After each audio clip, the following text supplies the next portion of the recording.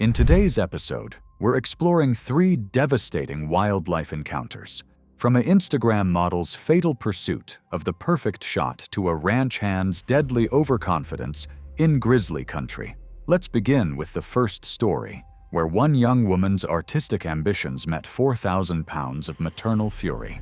It was July 8, 2015, and the golden morning light filtered through the acacia trees of Hululua Mfolozi Park in South Africa as 21-year-old Isabella Cruz adjusted her phone tripod for the perfect shot to post on her Instagram.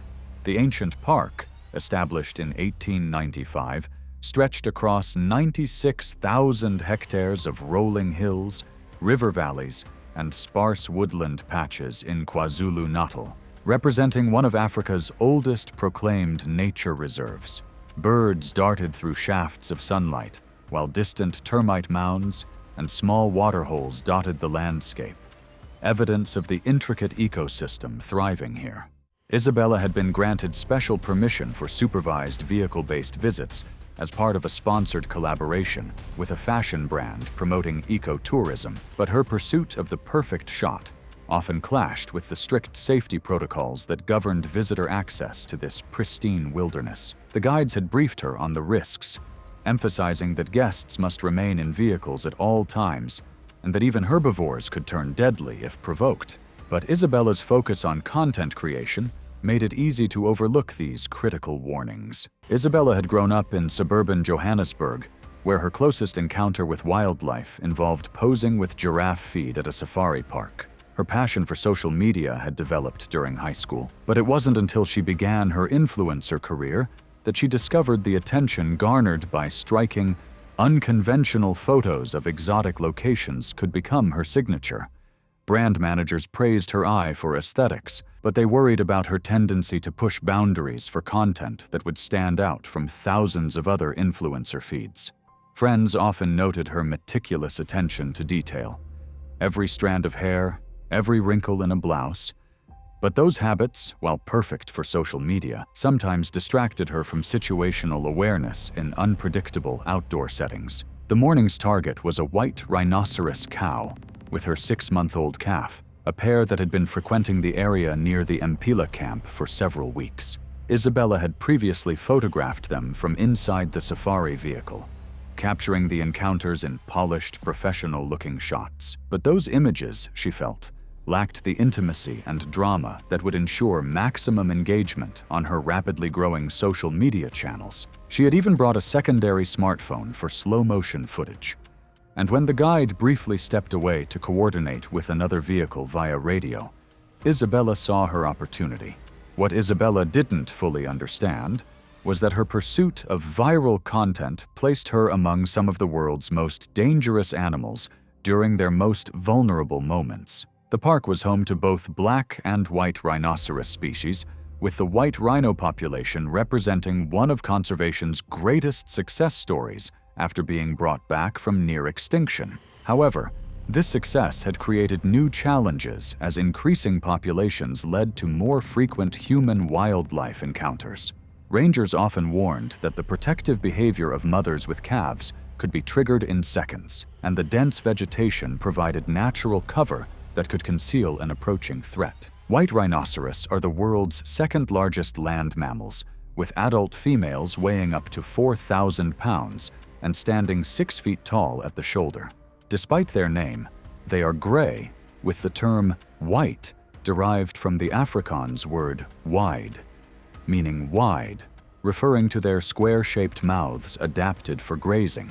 These massive herbivores can reach speeds of 35 miles per hour when charging, using their prominent horns as formidable weapons when defending territory or protecting young. They have tough, thick skin, which provides protection from minor scrapes and predator attacks, but their sheer size allows them to inflict catastrophic damage to anything in their path. Mother rhinos are particularly aggressive during the first year after giving birth, viewing any approaching figure as a potential danger to their calves. Observers note that these charges are lightning fast and nearly impossible to escape if the rhino has already locked eyes on a target. The incident began when Isabella made the critical decision that would cost her life. quietly exiting the safari vehicle, while the guide was distracted and stepping onto the ground to approach the grazing rhino pair on foot. She had spotted them in a clearing about 50 meters from where the vehicle was parked, the morning light perfectly framing the scene for an Instagram story. Isabella advanced cautiously, her designer sandals crunching on the dry grass, believing her quiet movements would allow her to reach an optimal shooting angle without disturbing the animals. The rhino cow had already detected Isabella's presence when she first dismounted from the vehicle, the movement and unfamiliar silhouette catching the animal's attention. The cow continued grazing while monitoring the approaching human, her body language tense but not yet aggressive. Isabella managed to close the distance to approximately 40 meters before kneeling behind a small termite mound to steady her tripod, unaware that the rhino was already alert and assessing the threat level. Isabella began taking rapid bursts of video and photos, her movements becoming more animated as she adjusted angles and repositioned herself for better lighting. The combination of her continued forward movement, her upright human silhouette against the morning sky, and the shifting breeze that carried her scent directly to the rhino triggered the cow's defensive response. The rhino's head snapped up, ears pivoting forward, eyes locking onto Isabella's position with focused intensity. The cow's tail flicked in agitation, and she took several deliberate steps toward Isabella, displaying the full length of her horn. Isabella realized the danger too late. She stood and turned to run back toward the vehicle, but the sudden movement confirmed to the rhino that this was a threat requiring immediate action. The 4,000-pound rhino charged, her powerful legs propelling her massive body forward as she closed the distance in a few explosive seconds. Isabella managed only a few stumbling steps before the rhino was upon her. The rhino's massive shoulder struck Isabella from the side, the impact sending her flying through the air before she crashed to the ground. Before Isabella could attempt to rise, the rhino was over her, using her enormous weight to trample the perceived threat. The rhino's front feet came down on Isabella's torso with crushing force, the impact fracturing multiple ribs and causing massive internal trauma. A second strike caught Isabella's head. The force of 4,000 pounds concentrated through the rhino's foot, causing catastrophic skull fractures and cervical spine damage. The attack lasted less than 10 seconds, but the injuries were immediately fatal. The rhino stood over Isabella's motionless body for several moments, ensuring the threat was neutralized before returning to her calf. Her carefully curated outfit and accessories were scattered across the scene, her phone lying several meters away, where it had fallen during the initial impact. The guide, who had heard Isabella's brief scream and the sound of the charge, immediately radioed for emergency assistance and drove toward the scene. Rangers responding to the call arrived within 12 minutes, but Isabella was already dead, her injuries far beyond any possibility of medical intervention. Her phone was recovered several meters from the impact site, its casing cracked, with fragmented clips revealing her approach and the rhino's charge in stark, undeniable detail. Investigators confirmed she had violated fundamental park safety protocols by exiting the vehicle without authorization and approaching a white rhino cow with a calf on foot. The rhino's reaction was determined to be normal, defensive, maternal behavior, and the animal and her calf were left unharmed. Some online viewers debated whether her focus on content creation contributed to the tragedy, while others criticized the momentary lapse in supervision that allowed her to leave the vehicle. The rhino cow and her calf were unharmed, acting within natural instincts to protect her young.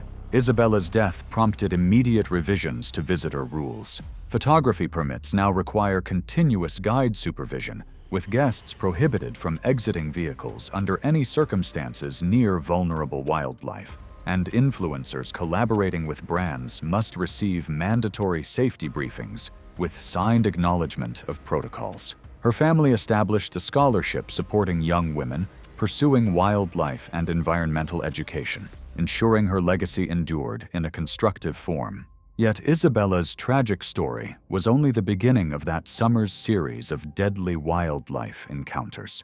Across the border in Botswana, another visitor's casual dismissal of posted warnings would lead him directly into the domain of Africa's most formidable mammal. It was March 17, 2016. and the late afternoon sun cast dancing reflections across the pristine channels of the Okavango Delta as 29-year-old James Okafor unloaded his fishing gear from their rented Mokoro canoe. The massive inland delta, formed where the Okavango River spreads across the Kalahari Desert, created one of the world's most unique ecosystems, with seasonal floods transforming 15,000 square kilometers of desert into a water wonderland teeming with wildlife. James had driven up from Gaborone with his girlfriend Sarah for a weekend fishing adventure, eager to show off his supposed angling skills. James worked as an auto mechanic in Botswana's capital city, where his reputation for fixing broken engines was the source of considerable local pride. He had grown up fishing in the crocodile-infested waters of the Limpopo River system, and believed that years of dodging danger made him somehow invincible. He casually dismissed guide warnings, convinced that his past luck made him practically untouchable. In fact, he had joked with Sarah that hippos were just big cows that could be outsmarted with a few swift kicks. The couple had joined a small camping expedition organized by a local tour operator, with their campsite located on a small island surrounded by reed beds and shallow channels. Their guide had provided the standard safety briefing about hippos and crocodiles, emphasizing the importance of staying close to designated areas and avoiding water entry during dawn and dusk hours, when dangerous animals were most active. James had nodded and smiled, but as soon as the guide turned away, he was already scheming to explore a shortcut fishing spot he had noticed from the canoe. What James failed to appreciate was that the Okavango Delta supported one of Africa's largest hippopotamus populations, with several thousand individuals using the waterways as permanent habitat. The seasonal flooding patterns created complex territories that shifted throughout the year, making it impossible for visitors to predict where dangerous encounters might occur. Hippopotamus are among Africa's most dangerous animals, responsible for more human deaths than any other large mammal on the continent. Adult bulls can weigh up to 4,000 pounds and reach lengths of 13 feet, with massive jaws capable of opening 150 degrees to reveal canine teeth that can grow up to 20 inches long. Despite their bulky appearance, hippos can run 30 miles per hour on land and move with astonishing speed through shallow water. They are highly territorial, particularly during mating season, and will aggressively defend their established routes between feeding areas and water refuges. The attack began when James, ignoring Sarah's repeated reminders, waded into what appeared to be a shallow lagoon near their campsite to cast his line toward a promising reed bed where he had spotted fish jumping. Sarah was setting up their tent approximately 50 meters away, occasionally glancing towards the water with growing unease as James pranced around in the mud wearing flip-flops. The area James had chosen was actually a well-established hippo path, connecting deeper channels with shoreline grazing areas. James had waited approximately 15 meters from shore when a massive bull hippo surfaced just 20 meters away, his enormous head breaking the surface with a loud splash. The animal had been resting in the deeper channel and was beginning his evening movement toward feeding areas when he encountered the human intruder in his established territory. James froze, waving his fishing rod like a wand. The bull hippo's response was immediate and aggressive, his territorial instincts triggered by James's presence in the shallow water that served as his primary access route. The massive animal moved toward James with deceptive speed, his powerful legs propelling his more than 3,000-pound body through the water. James attempted to run backward, slipping over a submerged root and flailing his rod.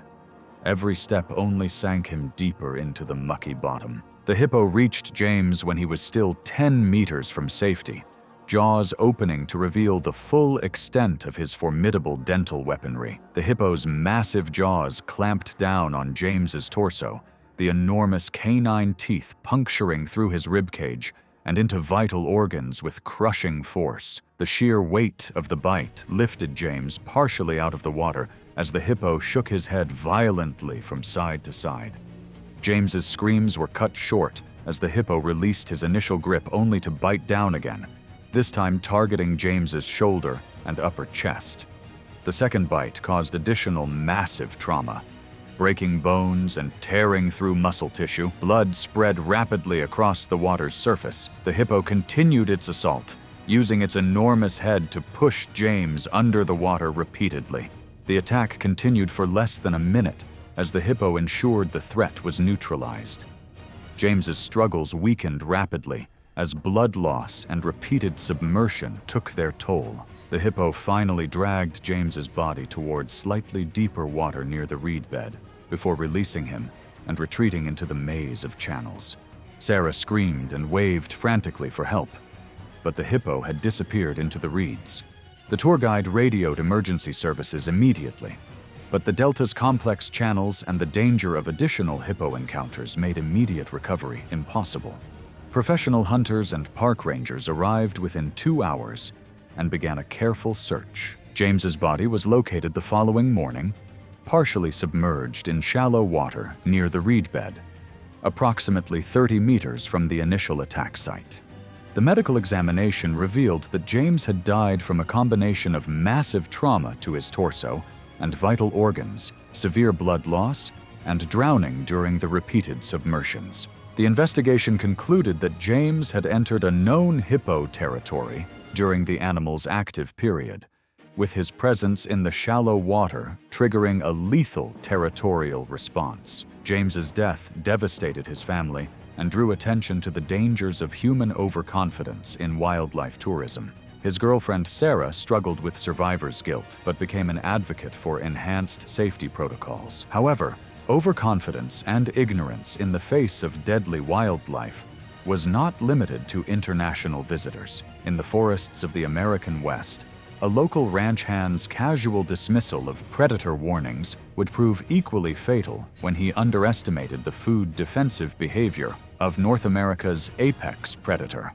It was October 4th, 2017, and the golden light of late afternoon spread across the open savanna of the Masai Mara in southwestern Kenya as 26-year-old Tyler Brennan followed a walking trail toward a small kopje, the rocky outcroppings that dotted the otherwise flat grasslands.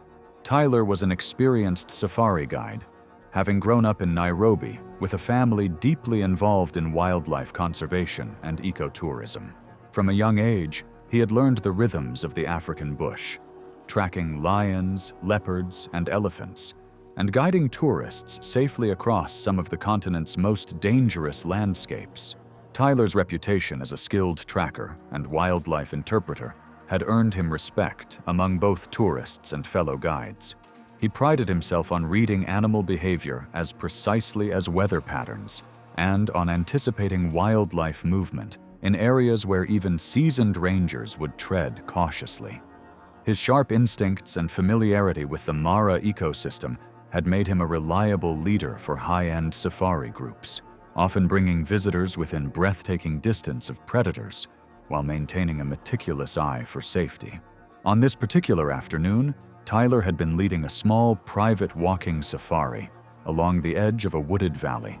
The purpose was to allow his guests a rare opportunity to observe a pride of lions from a safe distance, following the animals' movements as they returned to their territory.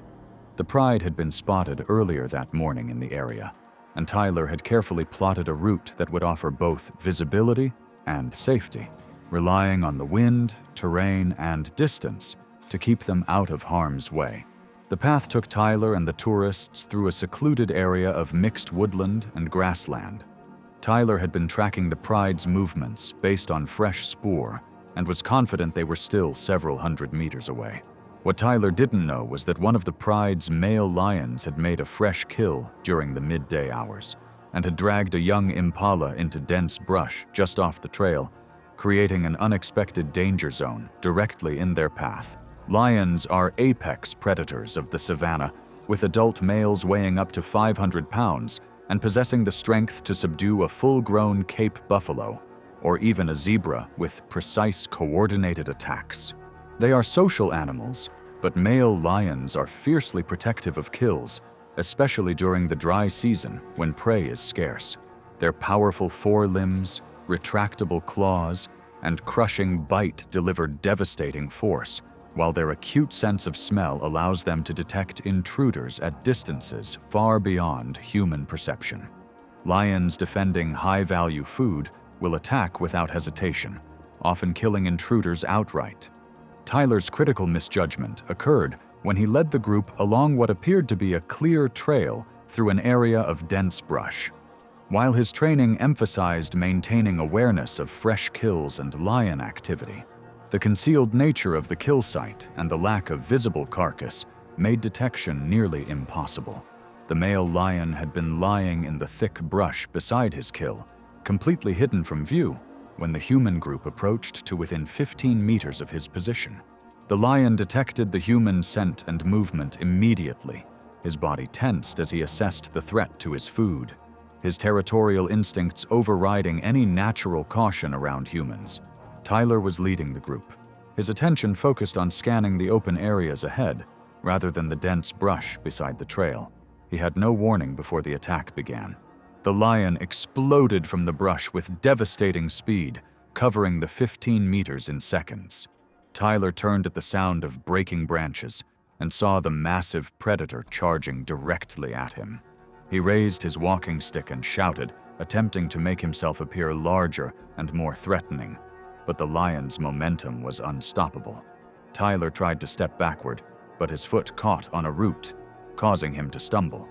The lion struck Tyler with the full force of 450 to 500 pounds, traveling at maximum speed, the impact driving him backward onto the ground. Tyler's walking stick flew from his hands as he crashed onto his back.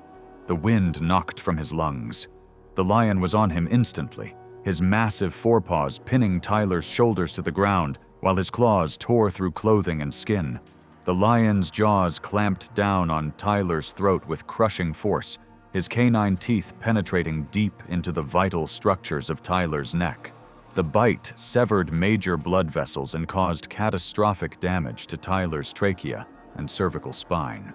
Tyler's body convulsed briefly as the lion maintained his grip, ensuring the threat was neutralized. The attack lasted approximately 30 seconds from the initial charge to Tyler's final movements. The tourists, who had been several meters behind Tyler, screamed and backed away rapidly. The lion released Tyler's body and stood over it for several moments, blood dripping from his jaws as he assessed whether any other threats remained. Satisfied that the danger had passed, the lion returned to the dense brush where his kill remained hidden, leaving Tyler's body lying on the trail. The tourists retreated to a safe distance and used their radio to call for emergency assistance. Rangers arrived within 45 minutes, but Tyler was already dead, his injuries far beyond any possibility of survival. The lion remained in the area, guarding his kill, and rangers had to use vehicles and noise to drive him away before they could recover Tyler's body. Investigators concluded that while Tyler had been highly experienced, the concealed nature of the kill site and the lion's position in dense brush had made detection nearly impossible. The lion's behavior was entirely predictable given the circumstances, a male defending a fresh kill from perceived threats. The attack site showed clear evidence of the impala carcass hidden in the brush just meters from where Tyler had been killed. Wildlife officials faced a difficult decision regarding the lion. While the animal had killed a human, it had been exhibiting normal food defensive behavior in response to humans approaching its kill. After extensive discussion, officials decided to monitor the lion closely, but not destroy it, as the attack had occurred due to an accidental close encounter rather than predatory behavior. The lion was tracked for several weeks to ensure it did not display unusual aggression toward humans. The incident sent shockwaves through Kenya's safari community, highlighting how even highly skilled guides could fall victim to a predator's instinctual response when circumstances created unexpected danger. Colleagues and tourists mourned Tyler's death, emphasizing the dangers of walking safaris in areas with active lion populations and fresh kills. His funeral drew attendees from across the continent, a solemn reminder of the fine line between human curiosity and wildlife survival instincts. The story of Tyler Brennan became a cautionary tale for safari operators, reinforcing safety protocols and the importance of constant vigilance even for experienced guides. Thanks for watching. Click the next video for more stories.